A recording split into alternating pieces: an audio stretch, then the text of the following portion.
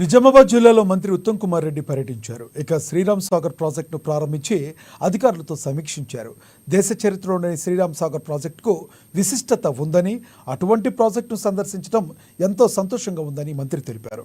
గత ప్రభుత్వం 10 ఏళ్ల కాలంలో ఇరిగేషన్ శాఖను నాశనం చేసిందని, 1.81 లక్షల కోట్ల ఖర్చుతో తెలంగాణను తాకట్టు పెట్టి రుణాలు తీసుకుని ఖర్చు చేసి సాధించిందేమీ లేదని విమర్శించారు.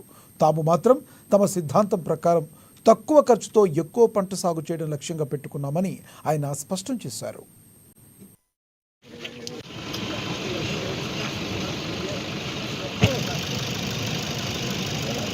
మీరు చాలా ప్రభుత్వాలు చూశారు, మరి మా ప్రభుత్వం కూడా చూశారు. మరి నేను కూడా ఒక సీనియర్ లెజిస్లేటర్ పార్లమెంటరీ ఉన్నా, మరి వరుసగా 7 సార్లు ఎమ్మెల్యేగా ఎంపీ గెలిచాను. 1 సంవత్సరం పూర్తయిన సందర్భంగా మరి మా ప్రభుత్వం చాలా విజయవంతంగా మరి ప్రజల సంక్షేమం కోరి, రాష్ట్ర అభివృద్ధి కోరి ముందుకు పోయిన విషయం కూడా మనం మరోసారి పనిచేస్తున్నాం. ఒక జాతీయ పార్టీగా, కాంగ్రెస్ పార్టీగా మేము సోషల్ జస్టిస్, సామాజిక న్యాయం మాకు మూల సూత్రం. ఎవరు చేయలే దేశంలో బీసీలకి మేలు జరిగే విధంగా సోషియో ఎకనామిక్స్ క్యాస్ట్ సర్వే పూర్తి చేసినాము, ఆల్మోస్ట్ పూర్తయింది. ఎస్సీ వర్గీకరణపై సుప్రీంకోర్టు జడ్జిమెంట్, సుప్రీంకోర్టు ఆదేశాల మేరకు ఒక జ్యుడిషియల్ కమిషన్ ద్వారా ముందుకు పోతున్నాము. మహిళలకు అన్ని విధాలుగా మేలు చేస్తున్నాము.